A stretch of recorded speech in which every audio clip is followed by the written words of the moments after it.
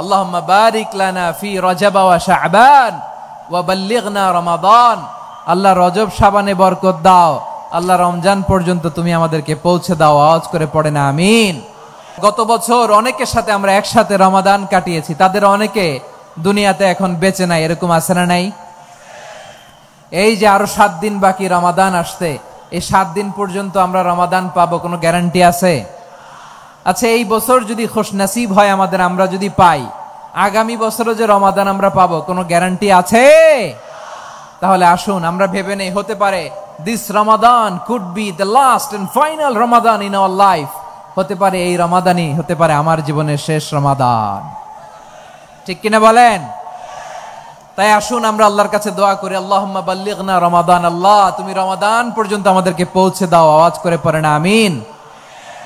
ইবনু রাজব আল হাম্বলি লাতাইফুল মাআরিফের মধ্যে লিখেছেন, সাহাবারা ওনারা রমাদান কেন্দ্রিক, আমাদের সালাফ সালফে সালিহিনরা রমাদান কেন্দ্রিক জীবন কাটাতেন। ওনারা রমজান আসার 6 মাস আগে আল্লাহর কাছে দোয়া করতেন, আল্লাহ রমজান পর্যন্ত পৌঁছে দাও। রমজান চলে যাওয়ার পরে বাকি 6 মাস আল্লাহর কাছে দোয়া করতেন, আল্লাহ এই রমাদানে যে ইবাদত করেছি এই ইবাদতগুলো তুমি কবুল করে নাও। সুবহানাল্লাহ। তাহলে পুরো বছর রমাদান কেন্দ্রিক জীবন। রমজান আসার আগে 6 মাস দোয়া করতো, আল্লাহ আমরা যেন রমজান পাই। রমজান চলে যাওয়ার পরে বাকি 6 মাস বলতো, আল্লাহ রমজানে যে ইবাদত করেছি এগুলো তুমি কবুল করে নাও। সুবহানাল্লাহ। আবার এই শাবান মাসে আল্লাহর হাবিব সাল্লাল্লাহু আলাইহি ওয়াসাল্লাম সবচেয়ে বেশি রোজা রাখতেন। কানা ইয়াসুমু শাবানা কুল্লাহ, সবচেয়ে বেশি রোজা রাখতেন শাবান মাসে। ওয়া কানা ইয়াসুমু শাবানা ইল্লা কলিলা, শাবানের অল্প কয়েকদিন ছাড়া পুরো শাবানটাই বিশ্বনবী রোজা রাখতেন। সুবহানাল্লাহ পড়েন। এই শাবানে আপনারা রোজা রাখছেন তো? এই শাবান শেষে আমাদের মধ্যে আগমন করবে রমাদান, এবং এই রমাদানুল মুবারক আল্লাহ তাআলা আমাদের জন্য সিয়াম ফরজ করেছেন। কি ফরজ করেছেন? তিনি সূরাতুল বাকারার 183 নম্বর আয়াতে ইরশাদ করছেন, রাব্বুল আলামিন বলেন, ইয়া আইয়ুহাল্লাযীনা আমানু কুতিবা আলাইকুমুস সিয়ামু কামা কুতিবা আলাল্লাযীনা মিন ক্বাবলিকুম লাআল্লাকুম তাত্তাকুন। আল্লাহ বলেন, ও বিশ্বাসীরা শোনো শোনো, তোমাদের জন্য সিয়ামকে ফরজ করা হয়েছে, ঠিক যেমন ভাবে তোমাদের পূর্ববর্তী উম্মতদের উপরও সিয়ামকে ফরজ করা হয়েছিল, লাআল্লাকুম তাত্তাকুন, যাতে করে তোমরা সবাই মুত্তাকি হতে পারো। সুবহানাল্লাহ বলেন। যাতে করে তোমরা আল্লাহ সচেতন হতে পারো। তাহলে সিয়ামকে, এই সামনে যে রমাদান আসতেছে আমার প্রিয় ভাইয়েরা, এই পুরো রমাদান ব্যাপী সিয়াম সাধন করা, সিয়াম পালন করাকে আমাদের জন্য ফরজ করে দিয়েছে কে? রমাদানের রোজা রাখার নফল নাকি? রমাদানে সিয়াম পালন করা কি নফল? সুন্নাত। তাহলে কি? ফরজ। আওয়াজ করে বলেন, রমাদানের রোজা রাখা কি ফরজ?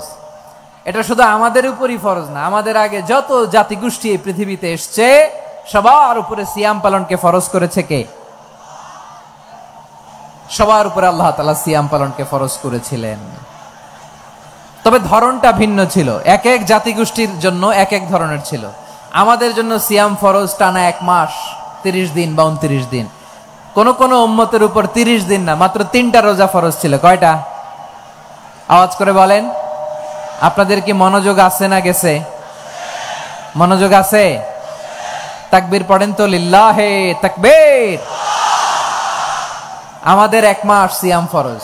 পূর্ববর্তী অনেক উম্মতের উপর 1 মাস ছিল না, 3টা ফরজ ছিল। কয়টা? প্রতি মাসের 13, 14, 15 ফরজ ছিল তাদের জন্য। কারো জন্য শুধু একটা, আশুরার রোজা। কোন কোন উম্মতের জন্য 10টা। কোন কোন উম্মতের জন্য রোজা ফরজ ছিল মৌনতার রোজা, আরবিতে বলে সওমুল ইনসাত, মানে সারাদিন খেতে পারবে, পান করতে পারবে, স্ত্রীর সাথে মেলামেশা করতে পারবে, কিন্তু কথা বলতে পারবে না। কথা বললেই তাদের রোজা ভেঙে যেত। পড়েন সুবহানাল্লাহ। কি অদ্ভুত ব্যাপার! মৌন সম্মতির রোজা। যেমনটি সাইয়্যিদাতুনা মারিয়াম আলাইহাস সালাম বলেছেন, ইন্নী নাযারতু লির-রাহমানি সাওমা ফালান উকাল্লিমাল ইয়াওমা ইনসিয়া। তিনি বলেছেন, আজকে আমি রহমানের জন্য, মানে আল্লাহর জন্য রোজা মানত করেছি, আজকে আমি কারোর সাথে কথা বলতে পারবো না। তো রোজা রাখলে কথা বলতে পারবে না কেন? কারণ ওই শরীয়তে রোজার বিধান ছিল সকাল থেকে সন্ধ্যা খেতে পারবেন, পান করতে পারবেন, কিন্তু কথা বলতে পারবেন না। কথা বললেই রোজা ভেঙে যেত। সুবহানাল্লাহ বলেন। তাহলে সব জাতিগোষ্ঠীর উপরে রোজা ফরজ ছিল, কিন্তু ধরনটা ভিন্ন ছিল। মজার ব্যাপার হচ্ছে আপনি বর্তমানেও বিভিন্ন ধর্মের দিকে তাকান, বৌদ্ধ ধর্ম, হিন্দু ধর্ম, খ্রিস্ট ধর্ম, তাদের মধ্যেও রোজা আছে। ইংরেজরা, খ্রিস্টানরা এটাকে বলে ফাস্টিং। কি বলে? ফাস্টিং। আমাদের হিন্দু ভাইয়েরা বলে উপবাস। তারা কি বলে? উপবাস। আবার এখন আন্দোলনেরও একটা মাধ্যম হয়েছে এটা, না খেয়ে থাকা, এটারে বলে অনশন। এটারে কি বলে? অনশন ধর্মঘট। মানে আমাদের দাবি না মানলে আমরা খাবো না, রোজা রাখলাম, আছে না নাই? তারপরে আধুনিক বিজ্ঞান এটার একটা নাম দিয়েছে না খেয়ে থাকাকে, অটোফিজি। কি বলে? অটোফিজি। জাপানের এক চিকিৎসা বিজ্ঞানী এই অটোফিজির উপর গবেষণা করে সে নোবেল পেয়েছে। সুবহানাল্লাহ পড়বেন না? এজন্য আল্লাহ তাআলা আমাদের জন্য গোটা রমাদানে এই সিয়ামকে ফরজ করে দিয়েছেন। আওয়াজ করে বলেন আল্লাহু আকবার।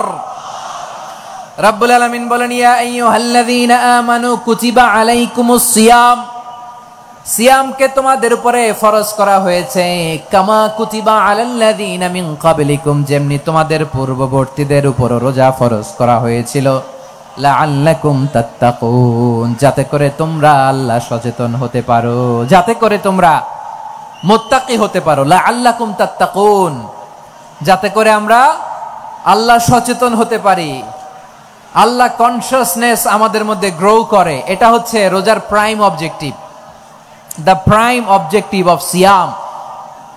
অনেকে জিজ্ঞেস করলে অনেকে বলে রোজার মূল উদ্দেশ্য হচ্ছে না খেয়ে থাকা। না।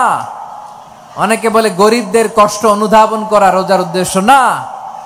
রোজার উদ্দেশ্য কি? সিয়াম পালনের উদ্দেশ্য কি? এটা আল্লাহ তাআলা স্পষ্ট এই আয়াতের পেছনে বলেছেন যে লাআল্লাকুম তাত্তাকুন, যাতে করে তোমরা আল্লাহ সচেতন হতে পারো, আল্লাহ ভীতি তোমাদের মধ্যে গ্রো করে, গড কনসিয়াসনেস, আল্লাহ কনসিয়াসনেস, আল্লাহ সচেতনতা যেন বাড়ে, দ্য সেন্স অফ অ্যাকাউন্টেবিলিটি, আল্লাহর সুপ্রিম কোর্টের কাঠগড়া এই দুনিয়াতে আমি যাই করলাম তার সবকিছু যে পাই টু পাই হিসাব দিতে হবে, এই sense, to enhance the sense that what ever we do Allah is watching me. আপনি যাই করেন কেউ দেখে না, কিন্তু দেখে কে? শুরুতেই তো জিজ্ঞেস করেছিলাম যে কেউ যেটা দেখে না সেটা দেখেন কে? কেউ যেটা শোনে না সেটা শোনেন কে? এর নাম হচ্ছে লাআল্লাকুম তাত্তাকুন, যাতে করে তোমরা আল্লাহ সচেতন হতে পারো, আল্লাহ ভীরু হতে পারো। দুনিয়ার কেউ দেখে না, কিন্তু আল্লাহ দেখে। এটাই রোজার মূল শিক্ষা। আমার প্রিয় ভাইরা, আপনি লুকিয়ে লুকিয়ে ঘরের ভেতরে অন্যায় করেছেন, পাপ করেছেন, আপনার বাবা দেখে নাই, মা দেখে নাই, স্ত্রী দেখে নাই, কিন্তু দেখেছে কে? আল্লাহর চোখ ফাঁকি দেয়া যায়? আচ্ছা বুঝে থাকলে বলেন তো, সিসি ক্যামেরার চোখ ফাঁকি দেয়া যায় কি যায় না? পুলিশের চোখ, র্যাবের চোখ, বিমানবন্দরে কাস্টমস অফিসারের চোখ, কিন্তু আমার আল্লাহর চোখ? সবাই বলেন আল্লাহর চোখ ফাঁকি দেয়া যায়? এই সেন্সটা নিয়ে আসা নিজের মধ্যে, আমি what ever I do Allah is watching me, যাই করি আল্লাহ দেখে। লাআল্লাকুম তাত্তাকুন। রমাদানের রোজা, ইফতারি, সিয়াম, ইবাদত সব কিছুর মধ্য দিয়ে আপনাকে খেয়াল করতে হবে যে লাআল্লাকুম তাত্তাকুন এই স্ট্যান্ডার্ড এটা অ্যাচিভ হচ্ছে কিনা আমাদের, যাতে করে তোমরা মুত্তাকি হতে পারো, আল্লাহ ভীরু হতে পারো। তাকওয়া, এটা হচ্ছে the essence of Islam. What is তাকওয়া? তাকওয়া মানে কি? তাকওয়ার সংজ্ঞা অনেকে অনেক ভাবে দিয়েছেন। আমি সরাসরি সাহাবাদের কাছ থেকে একটা সংজ্ঞা আপনাদের শোনাচ্ছি। ওমরে ফারুক রাদিয়াল্লাহু তাআলা আনহু উবাই ইবনে কাব রাদিয়াল্লাহু তাআলা আনহুকে জিজ্ঞেস করেছিলেন, ইয়া উবাই মা হুয়া তাকওয়া, হে উবাই তাকওয়া কি? তাকওয়া কাকে বলে? উবাই ইবনে কাব তিনি প্রশ্নের উত্তর না দিয়ে উনিও আবার প্রশ্ন ছুড়লেন। তিনি বললেন, ইয়া আমিরাল মুমিনিন আমা সালাকতা তরিকান যা শাউক, আপনি কি কাঁটাযুক্ত রাস্তা দিয়ে মরুভূমিতে কখনো হেঁটেছেন? যে রাস্তার চারদিকে ক্যাকটাস, গুলমলতার কাঁটা, হেঁটেছেন? ওমরে ফারুক বললেন, নাম হেঁটেছি। বালা, হেঁটেছি। কাইফা আমিলতা, কিভাবে হেঁটেছেন? ওমরে ফারুক বললেন, শাম্মারতু ওয়াজতাহাতু, আমি আমার জামা, জুব্বা আর চাদর আটোশাটো করে গায়ের সাথে এমন ভাবে মিলিয়ে রেখেছি, এমন সাবধানে হেঁটেছি যাতে করে মরুভূমির ক্যাকটাসের গুলমলতার কাঁটা আমার গায়ে বিঁধে না যায়। উবাই ইবনে কাব বললেন, ফাযালিকা হুয়া তাকওয়া, আরে তাহলে আপনি তো ঠিকই জানেন তাকওয়া মানে কি, এটাই তো তাকওয়া। ওই রাস্তা দিয়ে যেভাবে হেঁটেছেন পুরো দুনিয়ার জিন্দেগিটা এইভাবে সাবধানে চলার নামই হচ্ছে তাকওয়া। চিল্লায় বলো ঠিক কিনা? এই দুনিয়াতে পাপ পঙ্কিলতা থাকবে, শয়তানির হাতছানি থাকবে, অপরাধ প্রবণতা থাকবে, নফসের খায়েশ থাকবে, অন্যায়ের হাতছানি থাকবে, সব কিছুকে দলে মুচড়ে পেছনে ফেলে সাবধান হয়ে এই দুনিয়ার সিরাতুল মুস্তাকিমের পথে চলতে হবে। যেই রাস্তা শুরু হয়েছে দুনিয়াতে, শেষ হয়ে গিয়েছে আল্লাহর জান্নাতের ভেতরে। চিল্লায় বলেন ঠিক কি না? আমার প্রিয় চাঁপাইনবাবগঞ্জের ভাইয়েরা, এটার নামই তাকওয়া। উবাই ইবনে কাব বললেন, ও আমিরুল মুমিনিন, ওই কাঁটাযুক্ত গুলমলতার রাস্তার মধ্যে ঠিক যেমনি সাবধান হয়ে আপনি হেঁটেছেন, এই দুনিয়ার বুকে ওই সাবধান হয়ে চলার নাম হলো তাকওয়া। সুবহানাল্লাহ। তাহলে তাকওয়া কারে বলে? আমার চাঁপাইনবাবগঞ্জের কলিজা টুকরা ভাইয়েরা, বুঝতে পারছেন আপনারা? হ্যাঁ, তাকওয়ার শুধু দুইটা নমুনা আপনাদের সামনে পেশ করব, আপনাদের ক্লিয়ার হয়ে যাবে। একটা নমুনা তো দিলাম, আরেকটা নমুনা, সেটাও ওমরে ফারুক রাদিয়াল্লাহু তাআলা আনহুর জীবনী থেকে। উনি ছিলেন ন্যায়পরায়ণ শাসক। রাত্রিবেলা প্রজাদের কি হাল হাকিকত, কি অবস্থা, ঘুরে ঘুরে প্যাট্রোলিং করতেন পুলিশের মতো। তো সারা রাত প্যাট্রোলিং করে সারা রাত তিনি ঘুরেছেন কার কি অবস্থা দেখে। শেষ রাতে তিনি ফিরে আসতেছেন। তিনি থাকতেন, সহিহ বুখারীতে এসেছে, কানা ইয়াসকুনু ফি আওয়ালিল মদিনা, মদিনার উঁচু এলাকায় থাকতেন। তো ফিরে আসার সময় উনি একটা প্রাচীর বেষ্টিত ঘরের পাশে দুইজন নারীর কথোপকথন শুনতে পেলেন। কয়জন নারীর?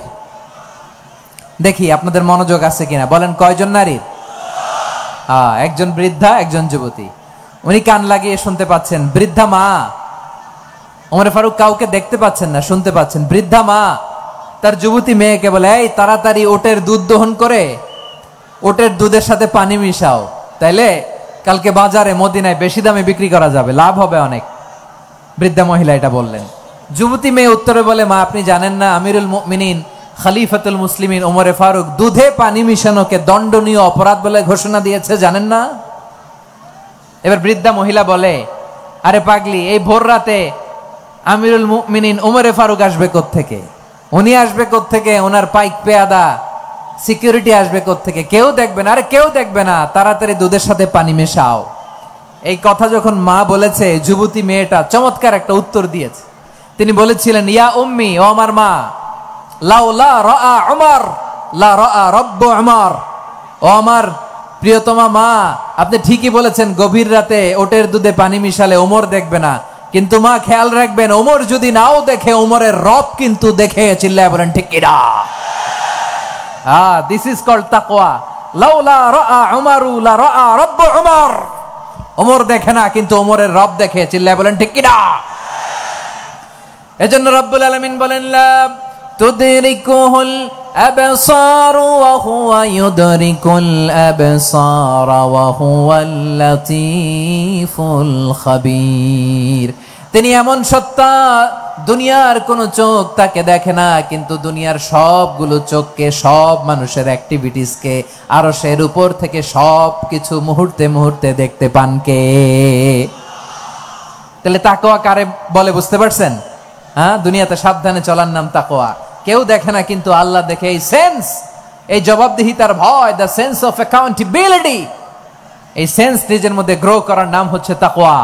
আর এই সিয়াম পালন করার প্রাইম অবজেক্টিভ অফ সিয়াম হচ্ছে লাআল্লাকুম তাত্তাকুন। আওয়াজ করে বলেন লাআল্লাকুম তাত্তাকুন।